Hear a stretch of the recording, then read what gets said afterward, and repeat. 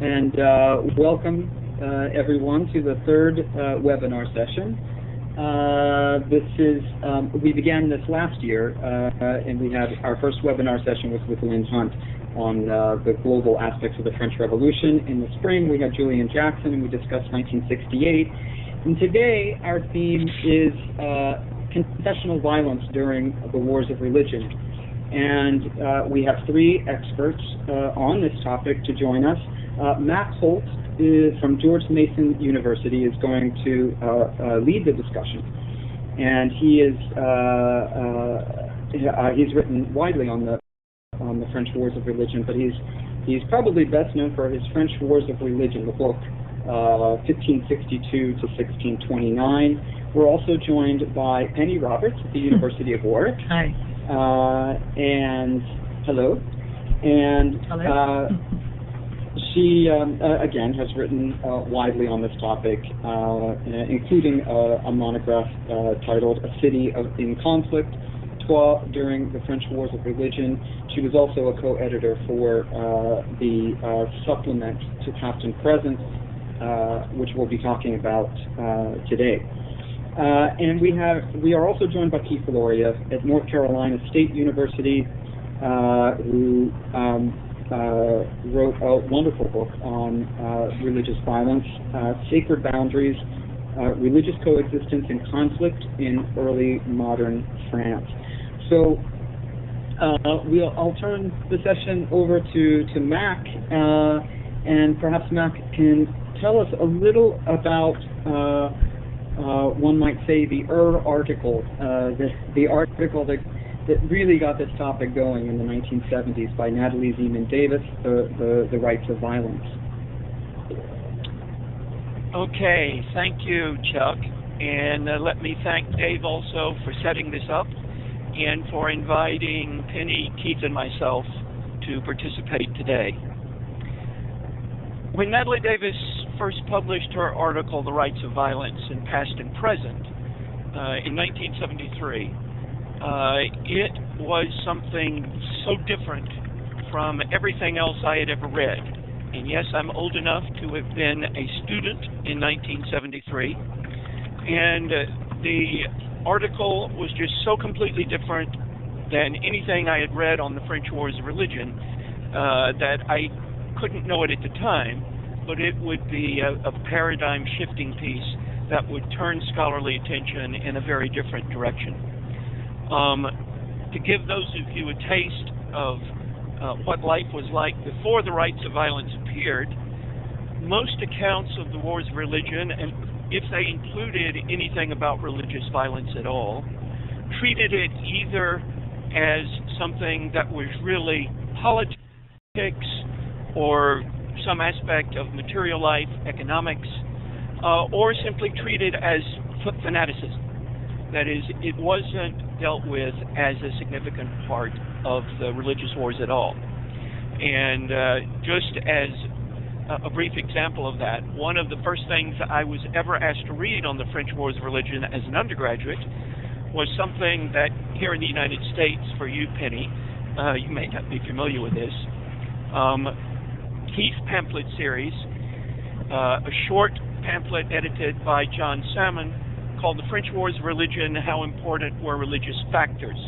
This was published in 1967. It gave a short passage from 18 different scholarly pieces, some published in journals and some as books, and it asked the question, how important were religious factors? Well, 16 of the 18 selections made it very clear that religion wasn't very important at all. And the only two that indicated religion was important were by Robert Kingdon and Nicholas Sutherland. And while Salmon's introduction didn't come out and say religious factors were not important, certainly the overall tenor of the volume suggested that very much. And Natalie was in the forefront of restoring religion as an important part of the whole experience of the Wars of Religion. And her role in doing this is very important. But the other thing that our article did was to directly answer some of the earlier paradigms about religious violence. her argument that religious violence in 16th century France was neither random nor spontaneous, but patterned after political and religious rituals by magistrates and the clergy, was simply enlightening. No one had ever thought of looking for patterns of behavior, that is, the rituals of violence, in that most treatments simply considered it to be nothing but religious fanaticism. And her entire approach was based on other disciplines, particularly social and cultural anthropology. And the work of Mary Douglas, Purity and Danger, was very important in developing her whole idea of what really was at the heart of much of this violence were efforts by both sides to purify what they perceived to be pollution in the presence of their community. So purifying pollution was at the foundation of her model. Now, this transformed the way I, as a mere student, thought about it. Never even imagined at the time that I would be going on to graduate school, writing myself on the French Wars of Religion, and sitting here today talking to you. But it also had, it did a lot of other things. And for a long time, Natalie's article, accompanied by works of other scholars who began building on the same general framework, began to transform the way we think about the wars of religion. And now we're sitting here nearly 40 years later. Lots of other scholarship has been published, and we've asked you to not only read Natalie's article, but take a look at several more recent pieces that have built on this earlier paradigm and in fact moved well beyond it. And if you follow the historiography of religious violence, particularly over the last 10, 15 years or so, you will know that other scholars, based on their own research, have tried to move beyond Natalie's model of purifying pollution inside a community. And one of the scholars, in fact, a Dutch scholar, Judith Polman, published a piece in Past and Present in 2006, I believe, that actually raised a question that Natalie didn't raise.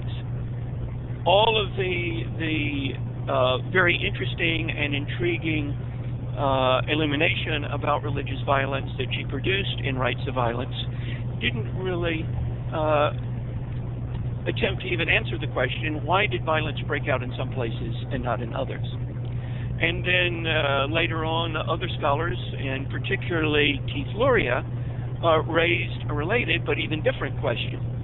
If the purification of pollution model helps us understand why violence broke out, it doesn't really help us understand how it might come to an end. That is, was religious violence unalterable? Was it inevitable?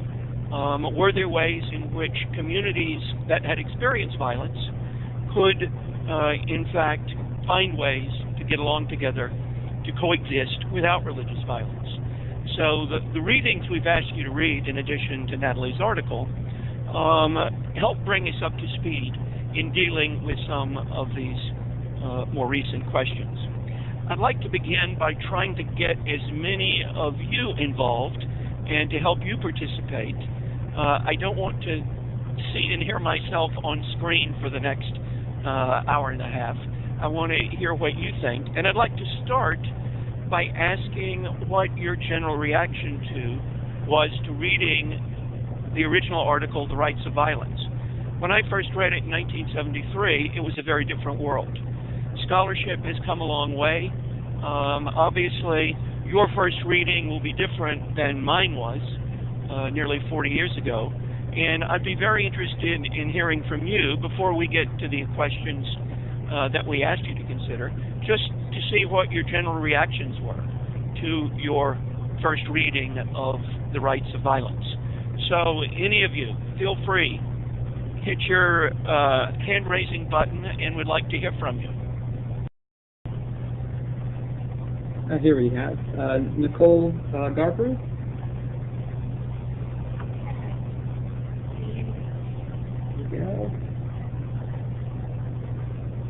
David, do we have Nicole on?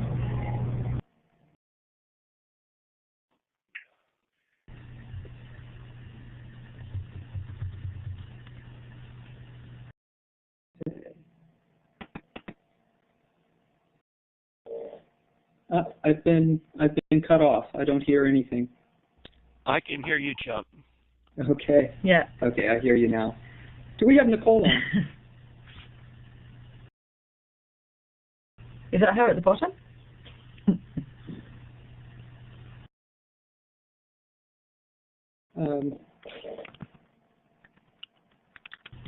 Yeah.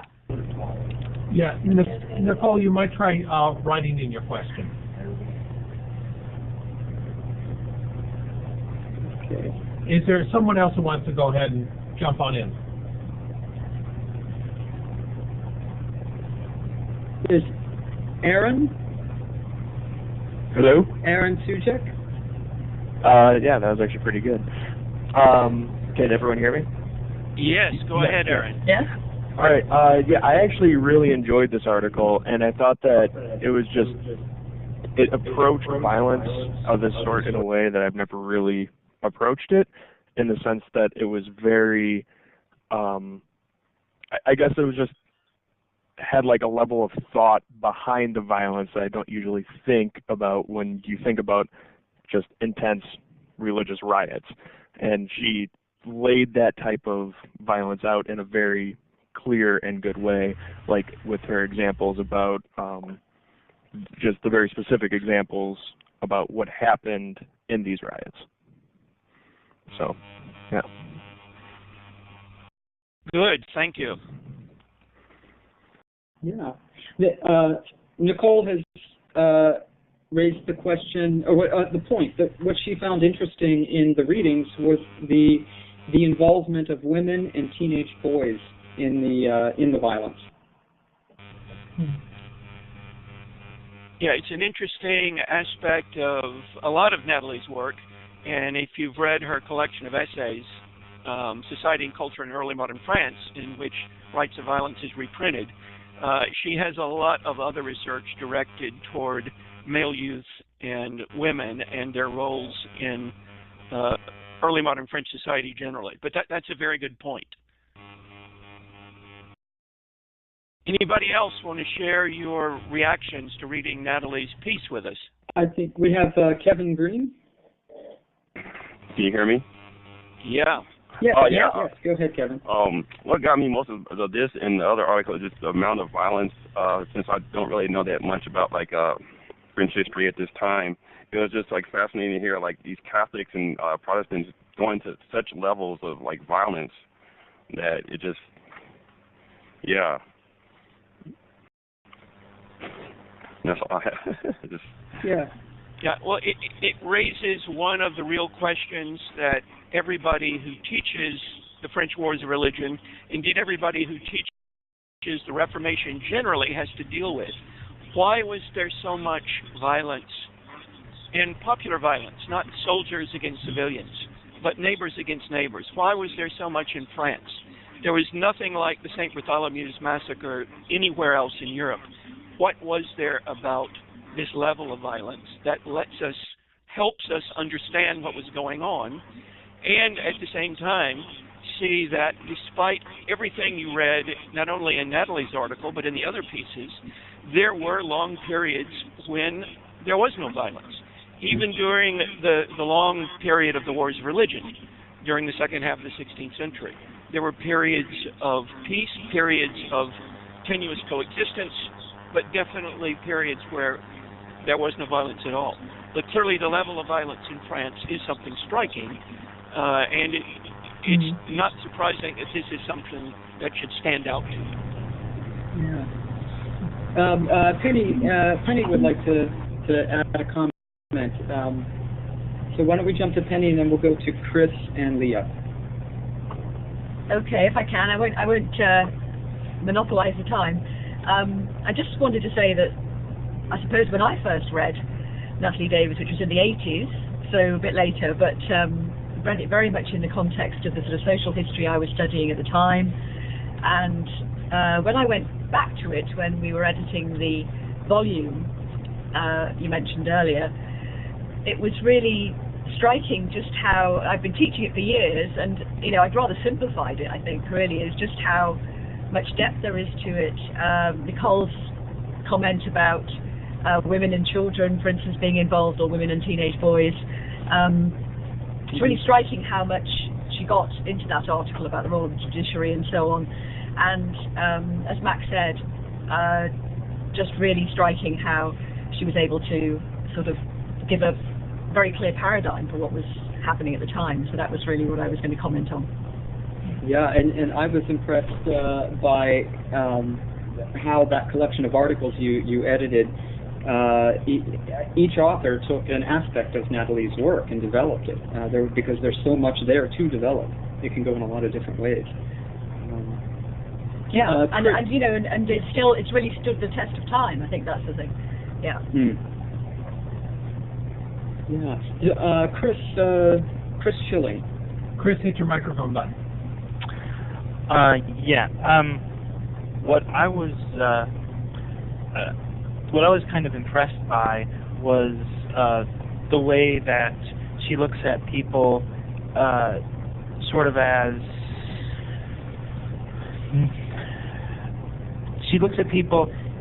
more individuals acting within these sort of contexts, how they internalized these sort of roles of the sort of priests and the sort of authority figures of the day. The way that you have, they basically look at the rights that the priests use, and they sort of subvert those, or they basically are doing it as an imitation of a sort of judicial proceeding, trying to almost punish in place of the king, do what they think the king would do. It's sort of, instead of waiting for the government to do that, they've taken that and made it as sort of a part of their own selves.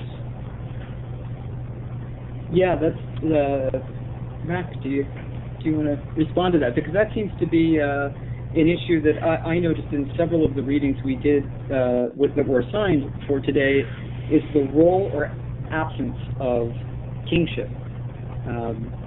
In some of the readings, it seems that the role of an active king is important in determining whether violence will break out or not, or whether accommodation can happen or not. And but in Natalie's article, it's the absence of authority that generates these riots. I think it's an interesting. It seems to cut both ways. Yeah, the whole issue of royal authority and how it was supported, how it was challenged, and the sort of wavering and vacillating nature over time of royal authority, from the early 1560s to 1598 and beyond, and as Keith's books point out, on all the way up to the revocation of the edict and beyond. The Wars of Religion was not a period of royal stability. Valois hereditary problems meant that there were a whole succession of different monarchs, but at the same time, royal policy, even in the reign of individual monarchs, kept vacillating between legal recognition of Huguenots in the various peace edicts to a rejection of that and attempted suppression as each successive civil war broke out. And so the whole role of royal authority is very interesting. And clearly, this plays a role in a lot of the episodes of violence, and especially at St. Bartholomew's in Paris and in the provinces in 1572. Okay. We have several hands and several questions, so I will try to get to everyone, but there's a lot coming in. And Nicole had a follow-up question, which is why France? Why is the violence more intense in France than in other places? Well, this is a very big question. And it's hard to give you a simple answer. The simple answer isn't that the French were more violent than the Swiss or the Germans or Spaniards or Italians. And the answer, I think, has to do, again, going back to our discussion of royal authority, not a simple, simplistic weakness of the monarchy during the wars of religion, but the vacillating nature of royal policy and the interaction of local policy, that is, the policies of local magistrates and the policies of the local churches that were left much more room to interact as a result of the inability of the crown to maintain and enforce a centralized religious policy from the court. But that is one of the key questions, and I think this is why, starting with Natalie and a whole host of later historians who were really wrestling with the question, why was religious violence, popular violence, so much greater in France than elsewhere, that led us to focus much more on the violence itself and less on why it occurred in some places than others, or how it could be de-escalated or even prevented from breaking out in the first place. And this is really what recent scholarship has done to take up those questions. So, Joseph Huron asks a similar question, and he points out that Ireland in the 1640s could be considered comparably violent. So historians are not asking the question, they're not doing national comparisons as much to show more or less violence in one place or another. It's more an investigation of the relationship between punitive impulses on the popular level and royal authority or authority. Yeah. Well, I would say it's hard to give national comparisons when we don't have nation states that have some kind of unified policy and reaction. Again, I think the local situation is clearly key, what I tell students is paraphrasing, Tip O'Neill, who used to say all politics is local. Well, in some ways, all reformations, at least in the beginning, are local, and they can later become part of a larger, more statewide movement. But it's hard to make national comparisons, and I think most historians are pretty loath to do that. Yeah. There's a question from Leah Chang, and she has her hand up. So can we try to bring her into the conversation? I also have her question Chuck, in the text box. Chuck, can you hear me? Yes. She doesn't have a microphone, but her question is in your chat window. Okay. Yeah. She asks. She says that she is interested in the extent to which early modern people understood the patterns that Davis shows. Isn't in the interest of each side? Wasn't it in the interest of each side to characterize the violence as fanaticism or without reason and pattern? That's a fascinating question.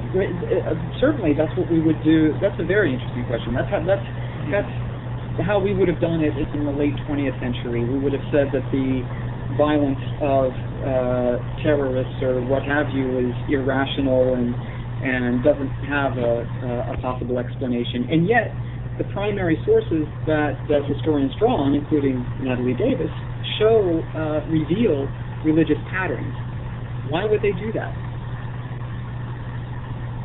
That's the short answer. The short answer is the one Natalie gave. They were acting out these patterns because they felt that the magistrates and the clergy were not doing their proper job to help purify the pollution in their community. So in that sense, I think they did have some idea of what they were trying to do. Now, they didn't have any 16th century social anthropologists around to theorize it for them. But I think on some level, they were aware that acting out mock trials was playing the role of a magistrate, acting out mock baptisms, was playing the role of a clergyman. Right. That there was an association there, but I don't think there was any deep theorization. But I think I'm speaking on behalf of Leah here. But I think the question is more the way that each side depicts the violence of the other. They themselves show them to be carrying out justice according to the ritual terms that they understand authority in. But when they depict the other's violence, it's not just random and fanatical. I think that was the observation. Ashley Corwin has her hand up. Can we bring her in? She doesn't have a video cam, but she does have a microphone. Go ahead, Ashley. Okay, can you hear me? Yes.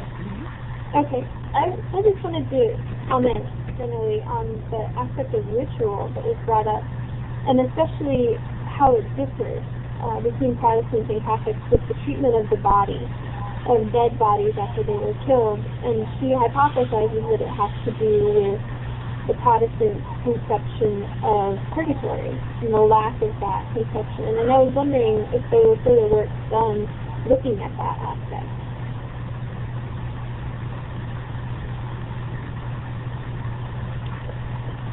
Good question. Keith, would you like to respond to that?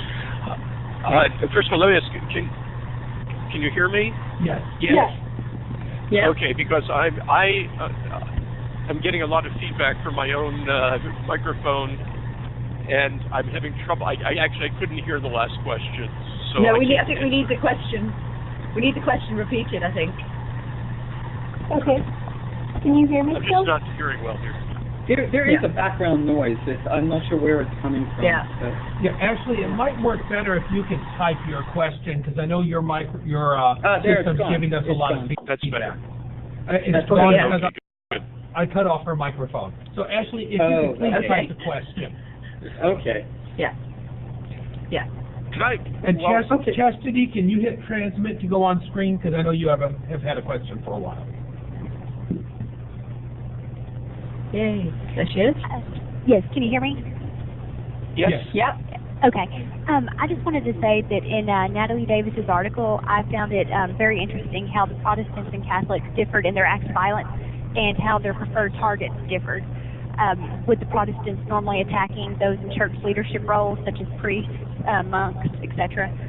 But then the Catholics were less discriminatory in their they would attack any heretic that they found. And I guess what my question was is I just wanted to ask, why do you think that this was? Was it because they feared that the Protestants challenged the political and religious authority of France, of the monarch, just because they had been Catholic for so long? Well, I think Catholics perceive all Protestants, whether clergy, laity, or whatever, to be heresy within the community that threatened their salvation, threatened their sense of what was sacred. Protestants attacked what they felt threatened their sense of the sacred, and for them it did include Catholic priest, but it also included material objects, altar pieces, communion cups, that sort of thing.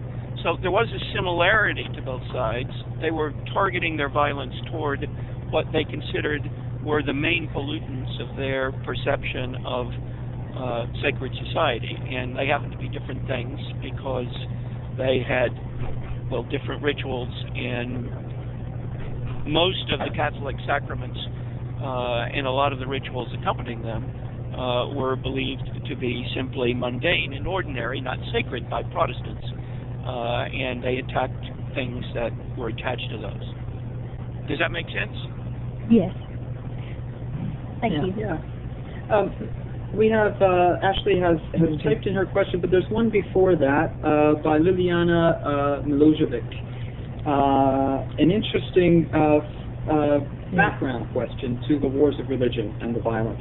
Do you see the Gallican tradition within France and the strife between the monarchs and the papacy that preceded the wars of religion, such as the Pragmatic Sanction of Bourges of 1438, help fuel this type of violence?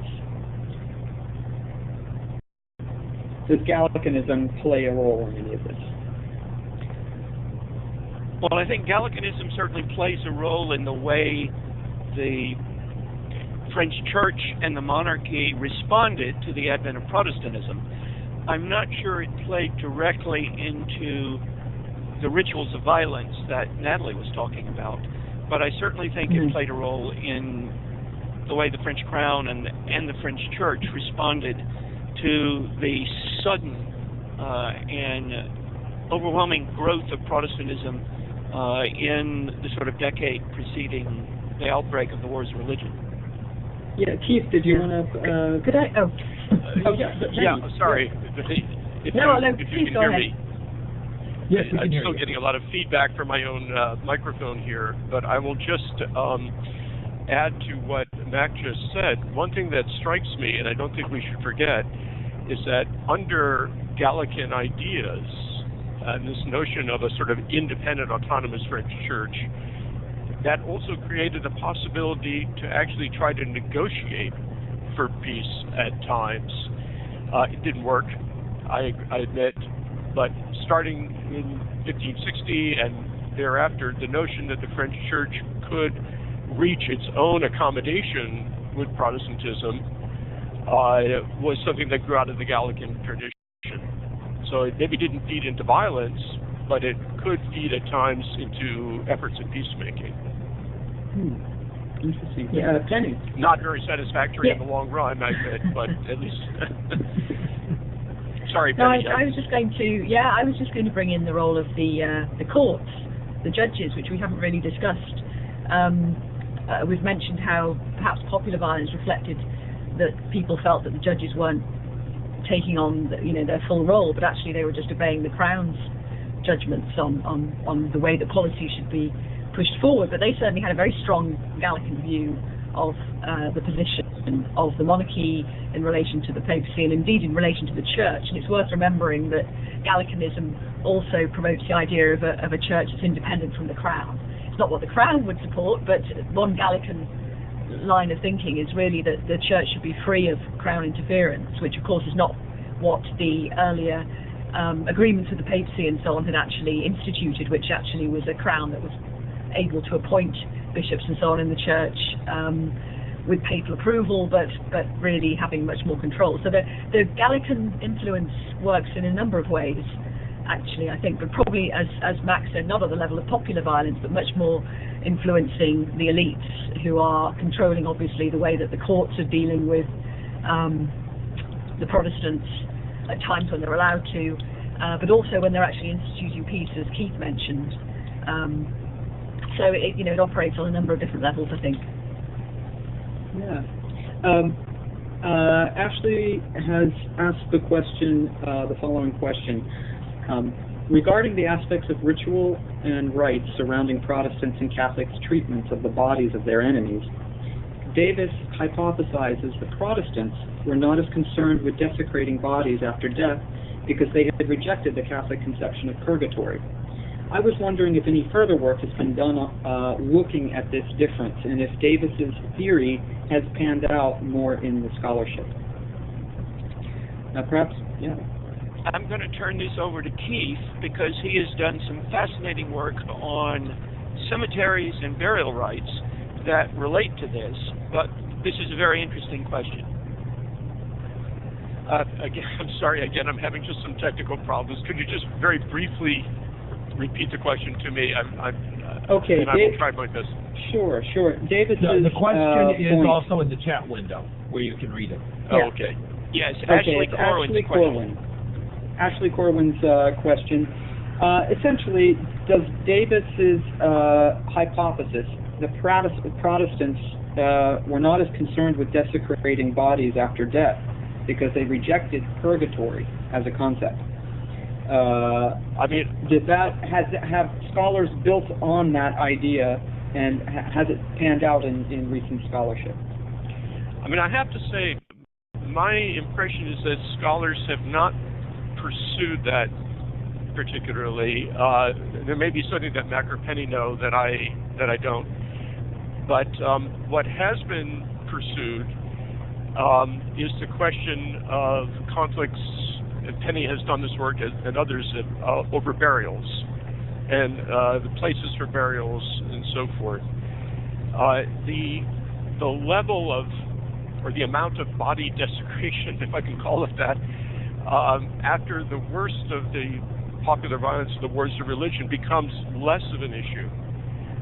But the conflicts over burials, rituals and places for burials and so forth, I mean, that continues on in through the next century, actually. Okay. There is Chris Schilling has his hand up. Chris, do you want to hit your transmit button? Oh, there you go. It should be available. And also your microphone button.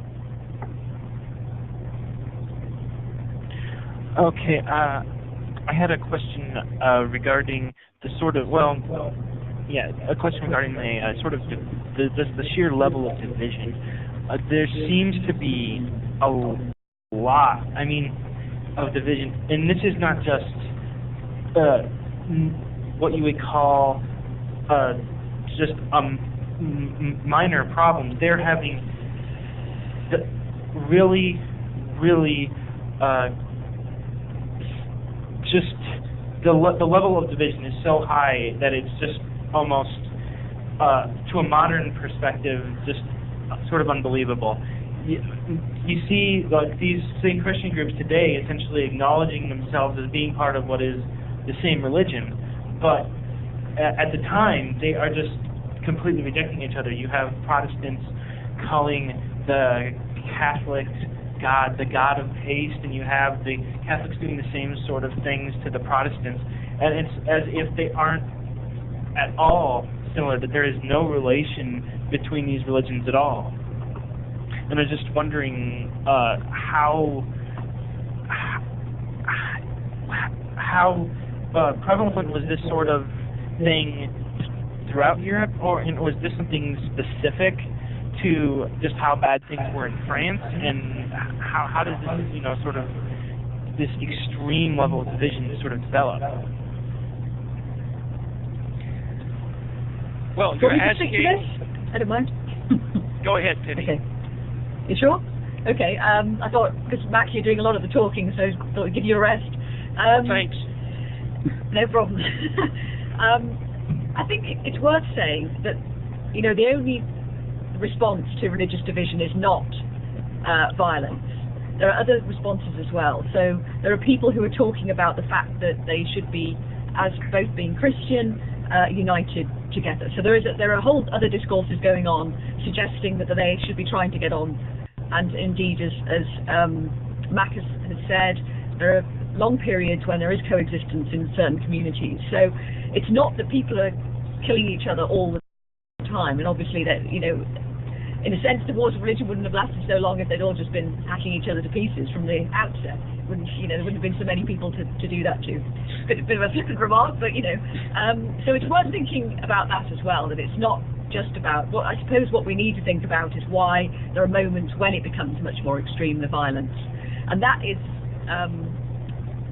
a very difficult question to answer. So we've been looking at, but I think it has a lot to do, obviously, as we've mentioned, with the political context, the relative balance between the faiths as well. One thing that's often said is that the Protestants form a big enough minority to constitute a threat, maybe up to 10% of the population at their height, and in many cities larger than that. So when they're posing that much of a threat, there's a lot of mutual suspicion on both sides and distrust, and sometimes even when they seem to have been getting on relatively okay, it only takes one small thing to spark off those kinds of tensions which can turn murderous. And actually it's not just true of France in the 16th century, of course, that exists in societies today too, when there are divisions which run sufficiently deep that under certain circumstances, violence will happen. And it's not, as I say, something exclusive to this period or this place. Go ahead, Penny. That's it. Go ahead, Matt. Okay, I was just going to build on the very important point that Penny made. to make it very clear that violence wasn't the only response to this kind of rhetoric, to this kind of language. You do find, Chris, the same kind of language in Reformation Germany, in the Netherlands, you find it in England, but you don't find necessarily the same levels of violence. So there are other ways to respond to that kind of rhetoric, that kind of perception. And again, I keep going back to the pollution model. Violence isn't the only response. It happened to be one that was used much more in France than some of these other places, however. Okay. We have a question from Robert Fulton. He has his hand up. Can we bring Robert in? No, he does not have. Yeah, he doesn't have the microphone. Okay. Yeah, I see it typed in as well. But if they have their hand up, I'd like to bring in students. It's in the chat box. Yes. He's got a question he's got a question in the chat box, I think. Yeah. Yes. Yes. Oh yes. It's concerning print culture, and the question is, how did Catholic theologians perceive the violence described by Professor Davis? So that's a very good question in a sense, because Natalie Davis expresses, her argument is that the violence expresses the beliefs and the values of the religious communities. Is that echoed in the way theologians talk about it, or do theologians have a different take? Well, I'll just say something very briefly and then let others respond. I think Protestant violence simply reinforced Catholic theologians' beliefs that Protestantism or heresy and social disorder went hand in hand. And you find this outside of France as well. But there was a lot of Catholic language that suggested that Protestants were simply rebels, dissemblers of the social order, and that was generally the way they reacted to it. Keith, you've done more work on this. Well, I was just going to very quickly add, because I agree with what you said. The other aspect of, though this is less concerned with theologians per se than with Catholic preachers. And we know from, for example, the work of Barbara Diefendorf especially comes to mind, of how essential they were to fomenting, or some of them were anyway, to fomenting the violence. And I think in that point of view, you could say they are certainly reflecting a larger theological outlook. But I think we perhaps know more about these preachers than we do about theologians per se. Right. And one of the interesting things about one of those preachers that Barbara mentions, and this is in her book, Beneath the Cross, which some of you I'm sure are familiar with, she singles out Simon Vigor more than any other Parisian preacher for fomenting violence. But one of the others that she points to, who was preaching in the same general genre, was René Benoit. And one of the interesting things about him was he was very afraid of Protestantism and fearful for Protestant presence in the capital of Paris itself. But he was also involved in some ways in seeking some kind of resolution. He translated the Bible into French for French Catholics. The Sorbonne never condoned it, but he was seeking, and his translation, in fact, is based to a large extent not just on the text, but on the notes in the margin on the Calvin Bibles that were coming out of Geneva and Lyon. So you can have a preacher preaching and urging Catholics to take up arms against their Protestant neighbors, yet at the same time, well, maybe 10 years later, creating a vernacular translation of the Bible in French in an attempt to try to find some bridge between this great divide, which is just an interesting paradox. Yeah. And it's true, some Catholic theologians were appalled by the violence on both sides, and felt that this wasn't the way forward, and that again that an Irenaicist peace being something that they should all be striving for, in Christian unity again. And I think that's again comes across in some of the Catholic theologians speaking, and people like Simon Vigor and others, their voices become louder at certain stages again when they're able to. So there's quite a variety of responses again amongst the Catholic theologians, I think.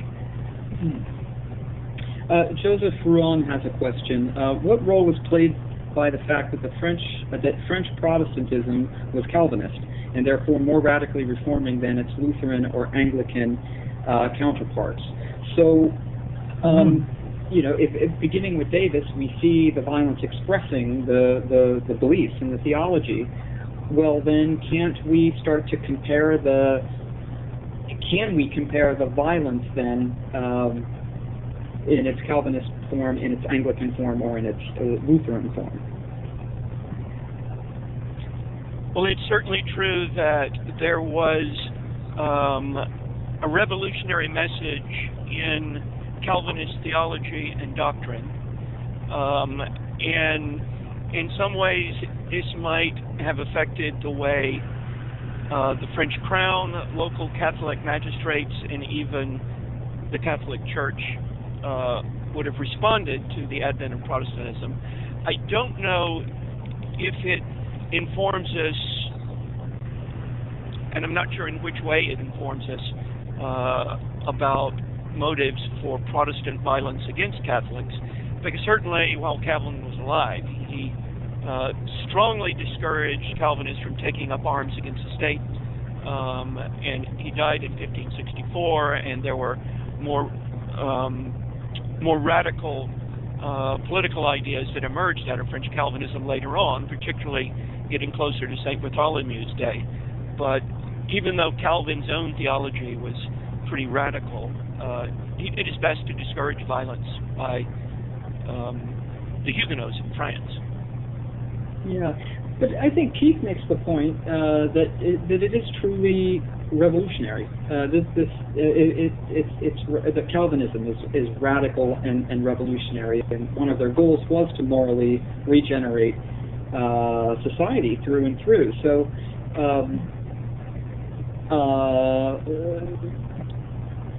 is it helpful to think about the French the French wars of religion as a kind of revolution?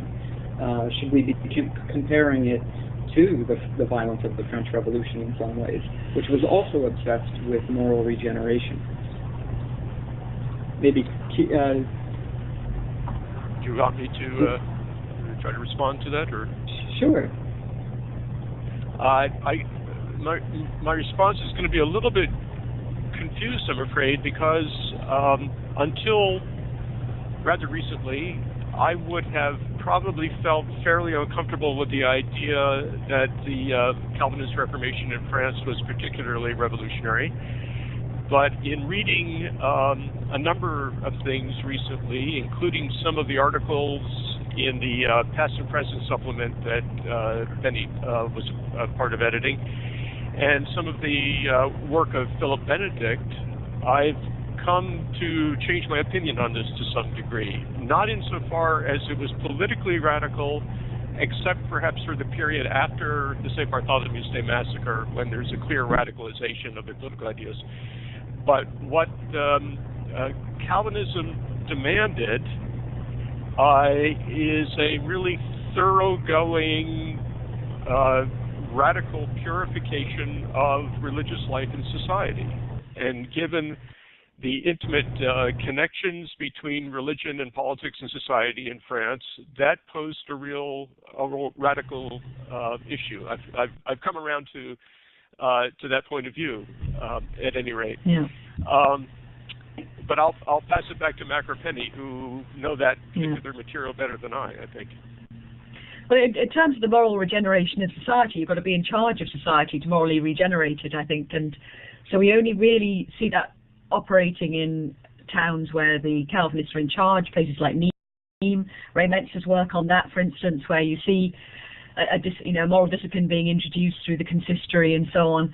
And I suppose the big question is, what would have happened in France if the Calvinists had, succeeded in the sense of actually turning it into a Protestant country.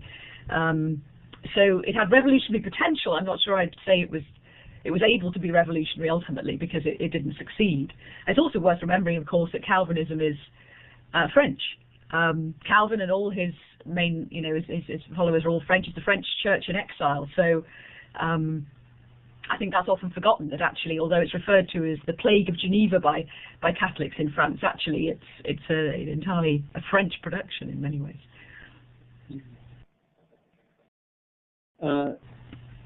We have another. We might add we have two. And we have French Catholics certainly accused the Huguenots of being politically radical. That was certainly part of the polemic against them. So. Yeah, sure. I think they would have been if they could have been, as it were. Yeah. So they were Jacobins who just didn't manage to get power. Well, it's interesting in the period after the Edict of Nantes, French Protestants just bend over backwards to make clear their dyed-in-the-wool royalism, and certainly having pushed to the background any radical tendencies they might have had, except again perhaps after the revocation of the Edict of Nantes at a much later time. Yeah, and they do during the wars too. They're deeply conservative in their declarations of loyalty to the crown, but that's because they're hoping to get the crown on side. When the crown is clearly not going to be on side, they become more radical at those moments, and that's when the wars actually take place.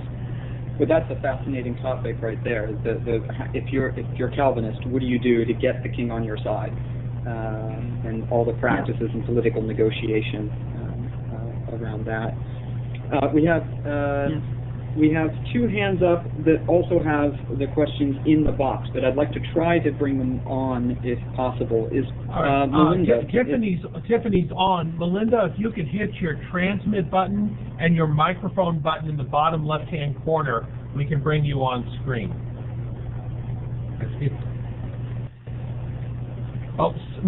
Melinda doesn't have a microphone, so you'll need to read the question. Okay. Melinda asks, when I teach the wars of religion in France, I rely heavily on Davis's idea of the rights of violence and the evidence that points to the genuine fear of religious pollution as a primary motivators for the violence.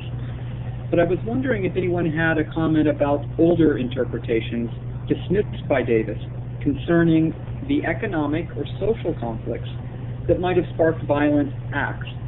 Has there been any new work on these aspects?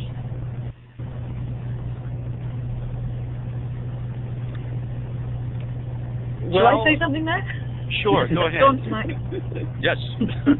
You sure? Well, it's fair to say that Natalie Davis doesn't dismiss those approaches entirely. Her argument is, and this is an argument she has in past and present with Janine Garrison, about the role of socioeconomic issues, is that the type of rioting that takes place in a religious context is very different to the kind of rioting that takes place in a socioeconomic context, when there are issues over the price of grain, for instance, and therefore, or a tax, for instance. So the targets of tax collectors are grain stores and so on. And obviously in the religious riots, it's a completely different kind of targeting. You could say that richer Huguenots are targeted, but they're often the leaders of their group, so there are other reasons why they might be targeted too. So that's what I'd first of all say. On new work, I suppose the leading proponent in recent years of a more socio-economic analysis of the wars of religion is the work of Henry Heller, which Mac and Keith will be familiar with. And he has, a number of rather sweeping views on the role of economics in particular in pushing the Calvinist movement forward. And he has some very interesting points to make. It hasn't gained a lot of general credence, and Natalie's, the idea of religion being very much at the heart of things has very much gained it's very much still predominant, although I think the role of politics has come back in very strongly as well, actually, interestingly, which used to be seen as the old-fashioned approach, but political culture in particular. So there are new approaches, I think, which are maybe not so much the socio-economic one, but I think we are sort of broadening out in a sense in thinking about the wars. If I can just add a question onto that one, has there been a lot of work on not so much social class, but say patronage? In other words, you could have an economic dimension of this that is highly political and has to do with patronage and clientelism. It doesn't have to do with social class per se. And is that a way that historians have been bringing the economic back into the frame of religious tensions and why violence can break out, and in some areas, and why it doesn't in other areas? Yeah, well, I would just say that clearly putting religion back into the wars of religion never meant leaving the politics out or leaving economics out. No. And I think a lot of recent work certainly wants to sort of recenter material life as a fundamental part of religious life and political life, and not reverting to some of the earlier, more simplistic and reductionist models that religion is just an expression of something else, but that religion is so deeply ingrained in terms of defining politics, the state, and society altogether, that if you ignore material life altogether, you're missing some fundamental aspect of pre-modern religion. And, I always go back to one of my favorite books I encountered in graduate school. It's, in fact, about the medieval period, and a French historian named Chiffelot, La comptabilité de l'au-delà, the accounting of the beyond.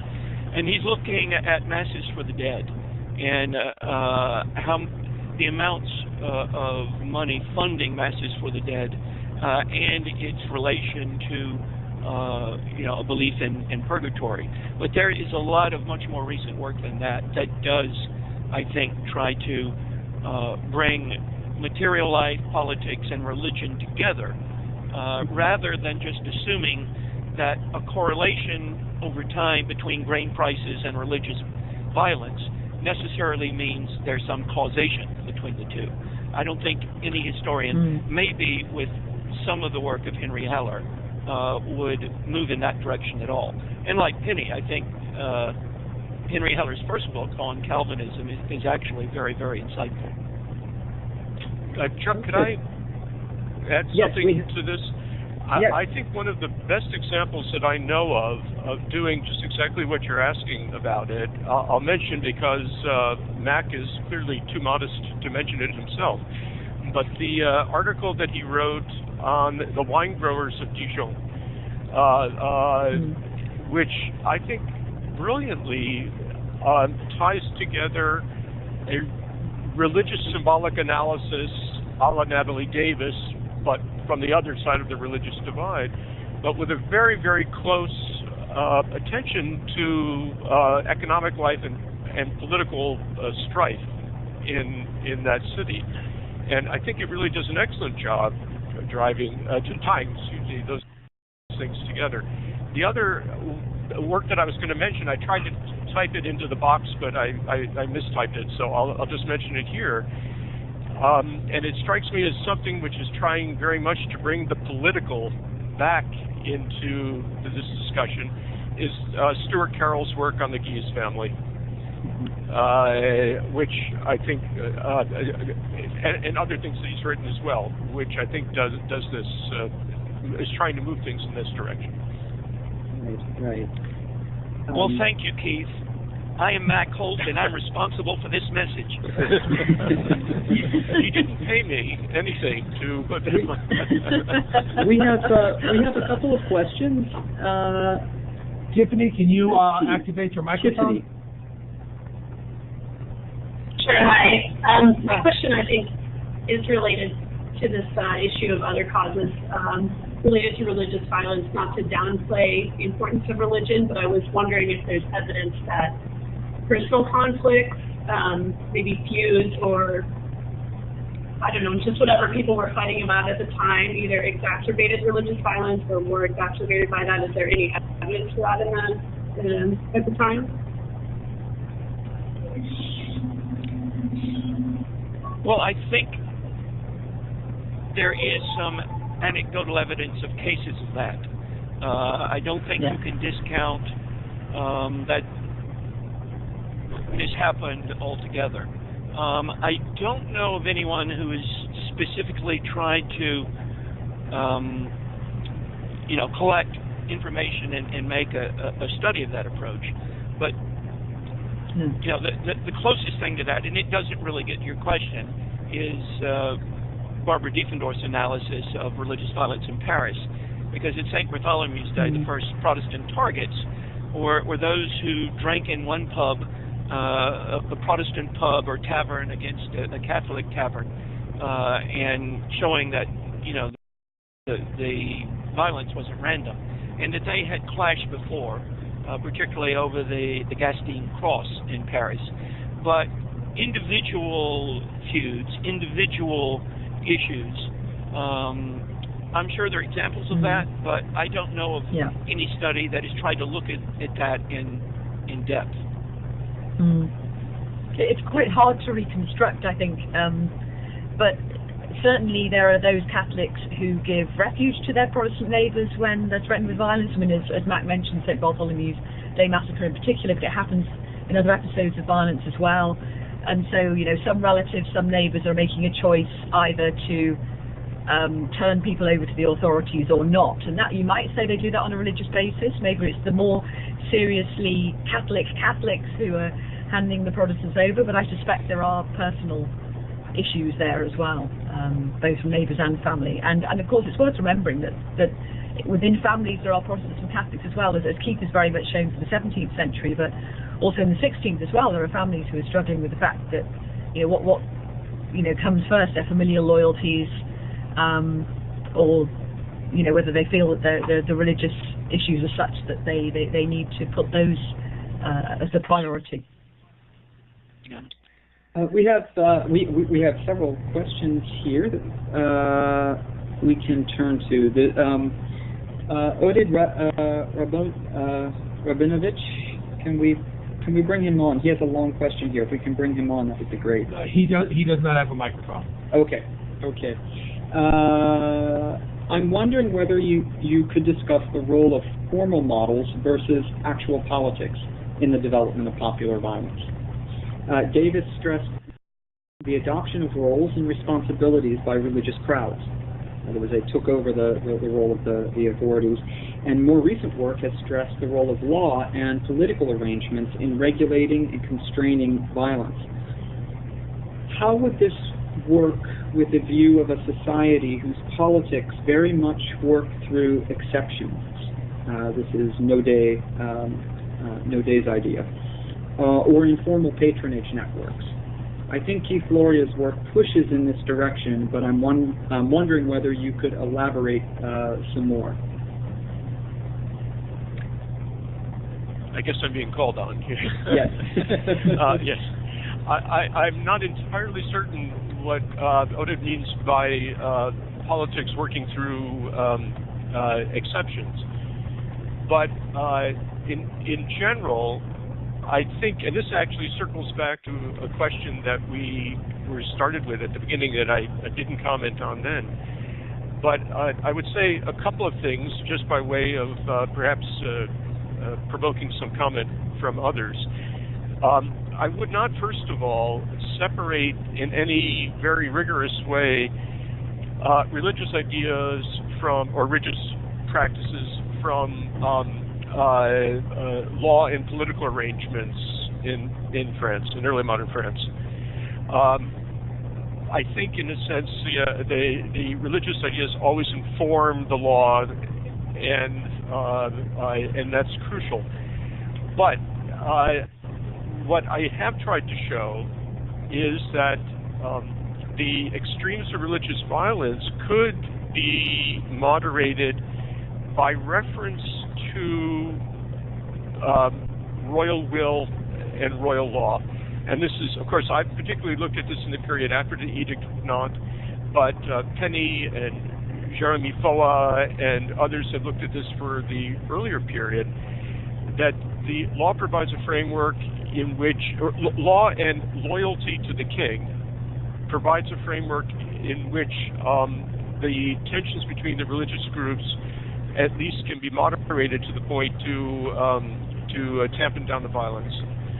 I'm not sure whether that really answers Oda's question exactly, but maybe at least it can get us started. Yeah, I'm wondering the way I interpreted that question was, are we in the early modern period? Are we dealing with an age of, I'm thinking of. I wonder if the exceptions is also in the Carl Schmitt type of sense, in that sovereignty is always acting in particular ways at particular times and not following general rules or the rule of law. Because sovereign force is the force that makes the law, and so it can remake the law, and so it's always exceptional.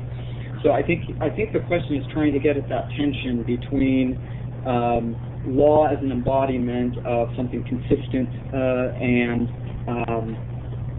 then the more kind of arbitrary almost, or the sovereign will or exception. And if we are dealing with a society of exceptions, then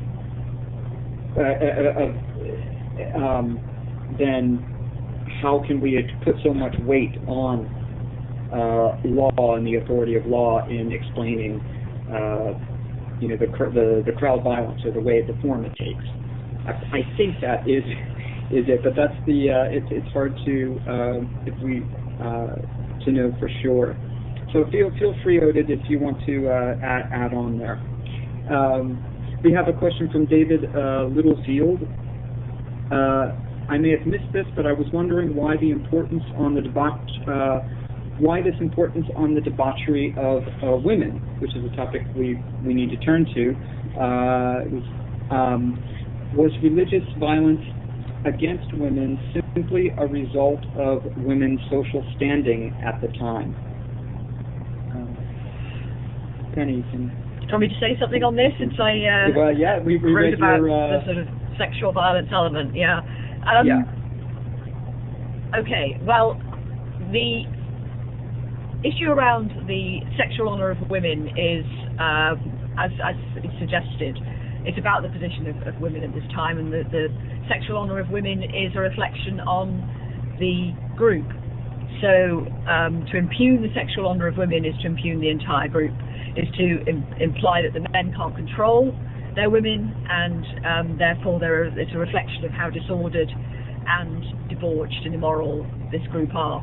And indeed, the fascination with whether there are orgies going on during Protestant assemblies, which of course take place at night and in secret when they're first held, is a reflection of a common topos right through the medieval period as well, and indeed back to the early church under the Romans, who were the Christians were also accused of it then, but right through then in the Middle Ages, any heretical groups were accused of it as well. So it's a common topos which is directed at religiously deviant groups, and of course other deviants as well, like witches and so on. So you have a whole sort of gamut of ideas of women's unbridled sexuality as an issue around impugning the whole group, not just the women, in fact.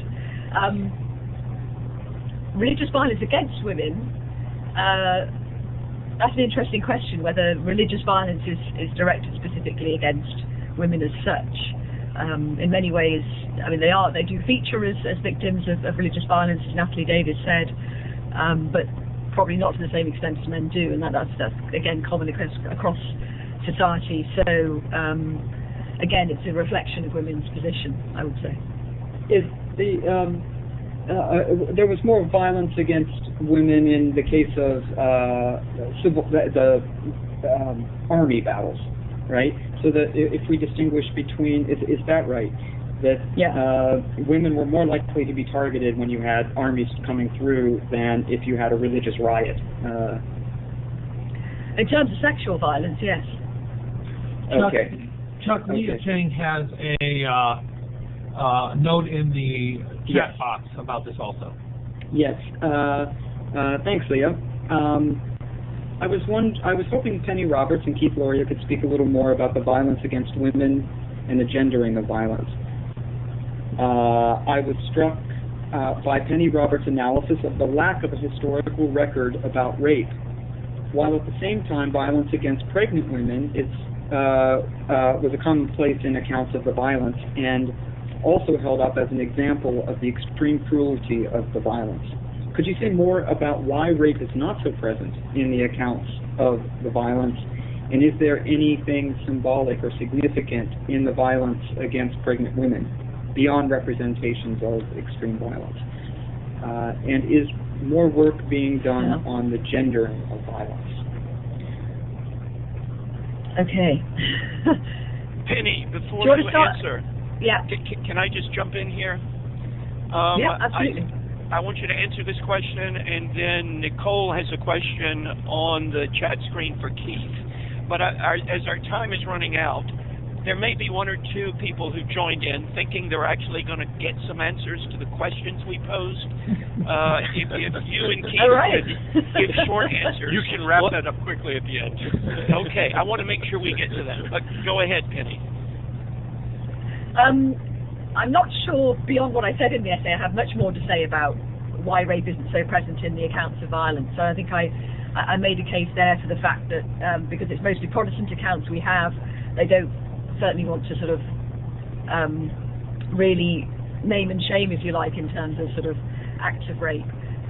It's something which clearly does go on during wartime. The fact that it's not talked about very much, I think, is an issue around women's honour again, but in this sense of protecting women's honour rather than impugning it. The violence against pregnant women, it has been suggested that this is a sort of attack on the next generation, but again, it's a topos as well. It's the most extreme form of barbarity you can imagine, and I think there are issues, again, as I raised in that essay, about how we understand the violence that takes place during the wars of religion and whether we understand it as a repertoire of images or believe that these acts took place in exactly the way that they're described. I think there are issues there we need to discuss as historians. I'm not denying they took place, but I think we do need to obviously be critical of our sources in that way, especially when there seems to be a repertoire at work. And there's more work being done on the gendering of violence. I know that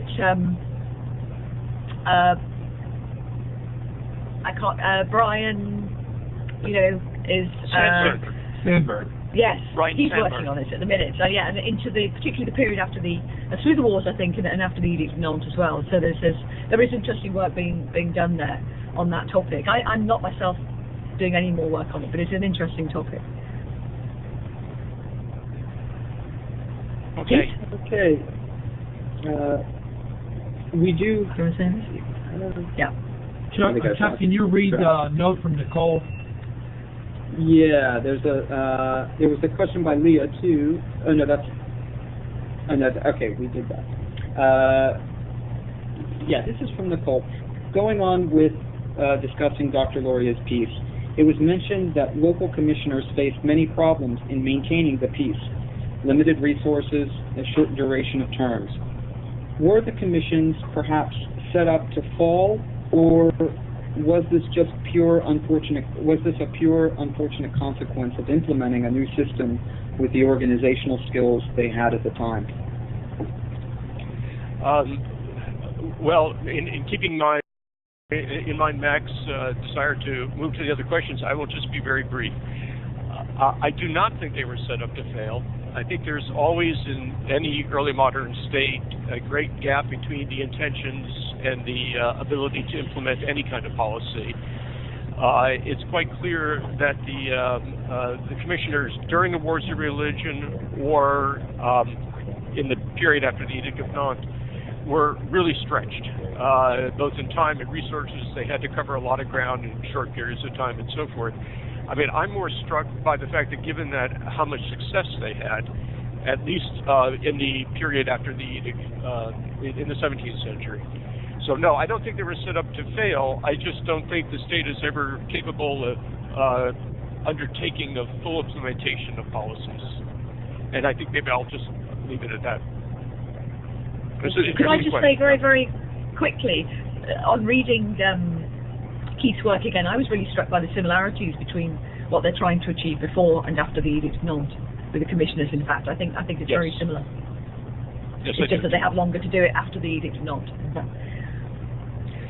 Okay, Chuck, before you cut us off, I want to turn to some of the questions that we asked you to consider while doing the reading. And I'm going to skip over the first question. That was just kind of a throwaway question to get the conversation started, whether it was possible to purify a community of pollution without violence in 16th century France. And obviously, if you can redefine pollutants as human beings, it is possible. But this is a circular issue. How do you do that? And I think questions 2 and 3 are really at the heart of the matter.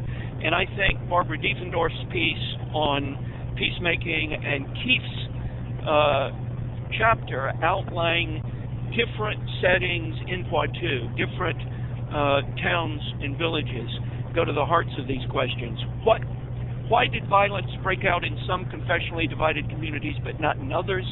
And once violence broke out, what strategies work best to de-escalate the violence? Do any of you graduate students, do you have any ideas now how to approach those questions based on your reading that you've done for today?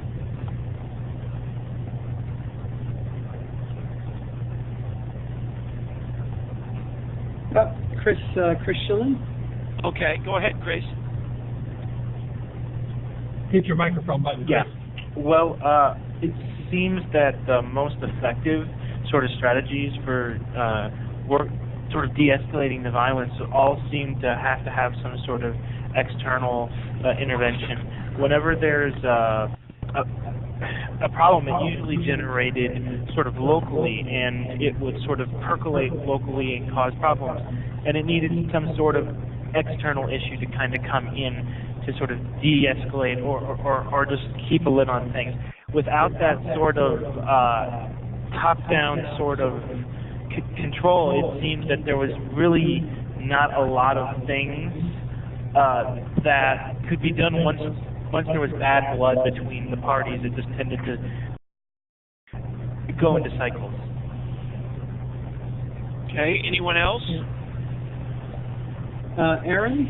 Go ahead and jump on, Aaron. Yeah, I'm going to just go or start from where Chris kind of left off. And I think that I do agree with him in saying that it seems as though oftentimes you do need an external party to come in and help facilitate peace, but at the same time, you also needed the communities themselves to accept that peace and to go along with those external parties. So they were really the ones where the external parties seemed to need to be the ones to start the process. The communities themselves seem to be the people that tried to finish the process, if that makes sense. Yeah. Yeah, and by local communities, do you mean local magistrates, local churches, both, the general population? The general population and just the communities at large is what I meant. Okay. Yeah, that's a fascinating way to look at it, because the implications of those two different ways of looking at it, the outside force coming in or the inside force, or the local community resolving these problems on its own, have very different implications, if you think about it, of the types of political systems you need to prevent civil war. Was Hobbes right? Do you need the outside armies and force to prevent civil war, or can we be optimistic about societies being able to resolve this themselves? And it sounds like it's a little bit of both. It's a dialogue back and forth. Yeah. I mean, if you think now about the way that conflict resolution operates in all kinds of societies, we tend to think that external intervention is a good idea for neutralizing the conflicts to some extent, if somebody from outside comes in who isn't on one side or the other. I think one of the problems that the commissioners face is, of course, they're insiders. They're French. They're usually Catholic, although I think there are issues around their position sometimes. And actually, after the edict's not, they actually have one Protestant commissioner and one Catholic commissioner specifically, and that sorts out some of the issues. But the external figures coming in sometimes actually exacerbate the conflicts locally as well, because they don't understand the issues on hand. But also, I do agree, I think that you've got to have the external influence and the local community themselves, and I think Mac's point about the local officials actually cooperating, actually having both working together actually probably is the better solution. Local officials are often quite resistant actually to external individuals coming in and telling them what to do. So even if they do have the authority of the Crown, so there are issues there. It has to be negotiated. There's a lot of negotiation during the Wars of Religion, it's fair to say. Okay, good. Let's move on to question 4. And again, this is another circular question. Was religious toleration possible in early modern France? And of course, this depends on how we define toleration. If we use the original connotation of the word, this is exactly what they were doing. They were gritting their teeth and bearing the existence of the other side under trying circumstances. But if we take the contemporary connotation of religious toleration, that is a policy supporting confessional pluralism, then that really is the question that I'm asking here. Was that kind of more modern religious pluralism possible in pre-modern France? And if so, how could they get there?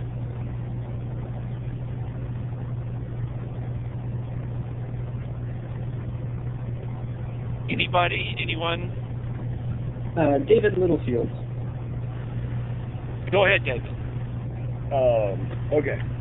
I may be off on this point, but I don't know necessarily if it was possible, because as I'm sitting here listening to everybody speak, I keep thinking of Norbert Elias' civilizing process and how at this time, according to him, society was just a violent society. And I see that this is a time when religion, we have Catholics and Protestants, and they are both very different in their ideologies. And being within this time, according to Elias, of such violence and uncivilization, I don't know if toleration for each other would have been possible.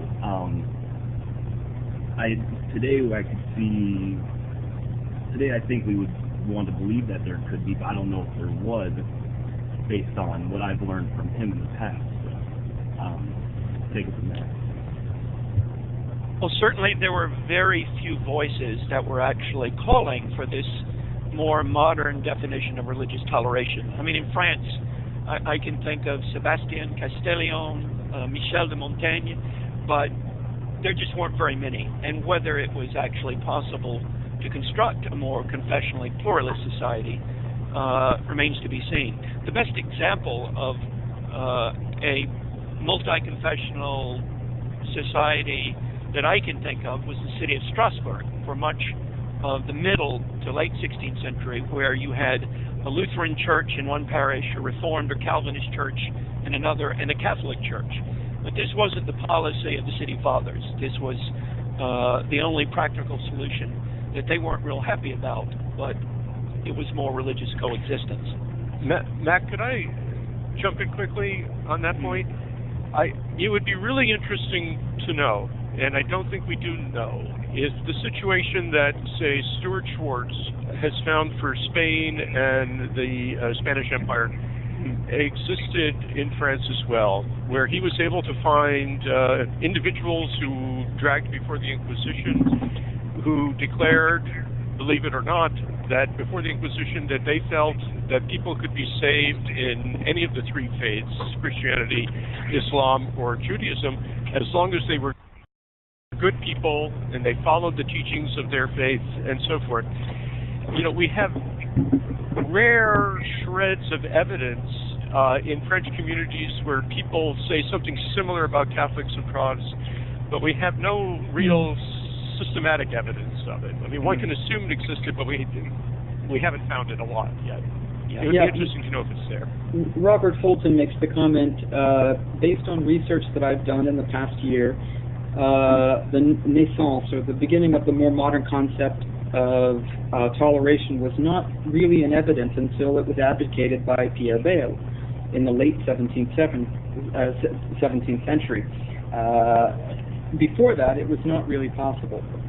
I think that Robert Scribner has made that point in his work, but many people have made it too, that it's the Enlightenment that brings about the kind of ideology of toleration that eventually evolves into perpetual peace. You can't ask pre-Enlightenment scholars that question, I think.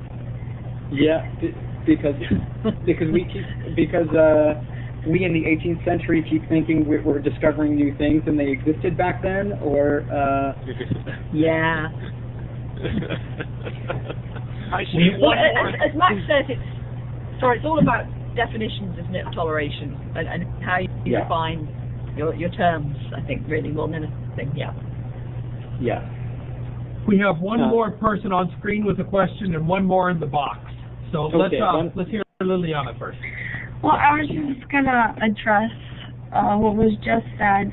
It's on the definition of the word toleration. I feel like it's it comes down to understanding each other's religion, and I feel like, sadly enough, the more you try to understand it, the more differences you come across. The kind of, especially when it comes to reading, the religious text between Catholics and Protestants, that I feel like further drove them apart and perhaps brought up new types of issues into the light that perhaps before had been ignored. So I don't know, I mean, like, I feel like it's possible to tolerate within living situations, but I feel like it comes down to understanding the religion, and sadly I feel like the more you try to understand, the further it drives you apart. And that's kind of what I got from reading all of this. So okay, thank you. Interesting. Nope. Yes. Is there something to the idea that it's not the differences, it's the small differences that matter? This is something that Sigmund Freud says is a precipitant of violence, right? It's not the big differences we can deal with. It's the small differences that drive us crazy and can provoke us to violence, and so I think that's a fascinating perspective, or a way of framing the question of religious violence. And Chuck, we should bring this to a close with a comment from Melinda in the box. Okay. From the readings, especially Diefendorf, it seems to me that the close ties between religious acts in public spaces by Catholics and the corresponding refusal of the power of physical objects or spaces by Protestants make sharing the same spaces extremely problematic.